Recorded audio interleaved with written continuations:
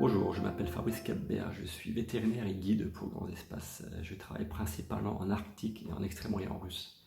Alors, ma passion, ce sont les animaux et j'ai la chance pendant ce confinement de pouvoir continuer à travailler, de pouvoir manipuler tous les jours des animaux, que ce soit en clinique, des chiens, des chats, des nacs, que ce soit en centre de soins pour la faune sauvage, que ce soit en parc zoologique aussi. Et je travaille également au CNRS de Strasbourg, où nous étudions pas mal d'espèces, des reptiles, des mammifères, des oiseaux et même des insectes.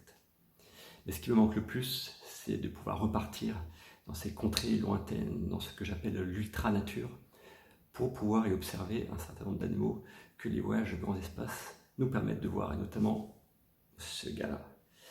Et c'est vrai, j'ai hâte, après cette année blanche pour grands espaces, de repartir avec vous, donc à la fois en Arctique, au Groenland, au Kamchatka, pour vous parler de toute cette faune tout à fait fantastique, et pouvoir partager également des émotions qui sont incomparables.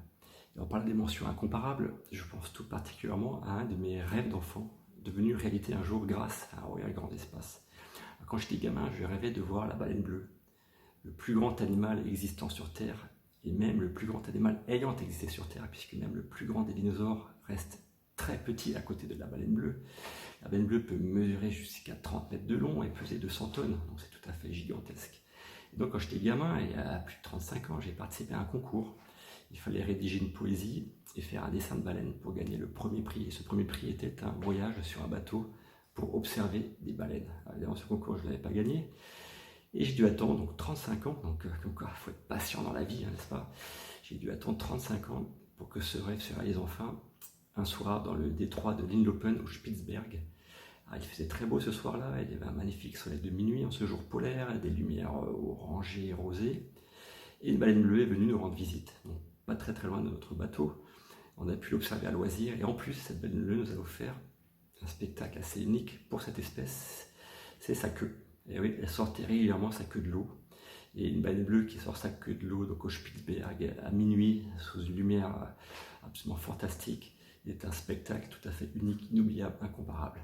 Et cerise sur le gâteau, autour de cette baleine, se gravitaient, si je puis dire, un certain nombre de belugas, donc des baleines blanches, qui sont venues agrémenter ce spectacle. Alors on ne pouvait pas rêver mieux, hein, plusieurs espèces de baleines, dont cette fameuse baleine bleue, ce mastodonte du règne animal. Donc j'ai vraiment hâte que 2021 puisse à nouveau nous offrir de tels séjours, de tels spectacles, et que je puisse, à vos côtés, pouvoir parler avec passion de ces animaux, de ces espèces, de cet environnement tout à fait unique, qui est par exemple l'Arctique, ou de l'autre côté, je dirais, de la Terre quasiment, le Kamchatka. Et encore une fois, j'ai une pensée pour tout le staff de grands espaces actuellement au chômage partiel, je leur fais de gros bisous, je pense fort à eux. Et encore une fois, j'espère que l'an prochain s'ouvrira en tout cas sous de nouveaux auspices. Alors, on ne peut pas faire pire que cette année, je pense, avec cette Covid. Et j'espère que cette Covid sera vraiment oubliée l'année prochaine et qu'on va tous avancer et repartir en terre d'exploration à vos côtés.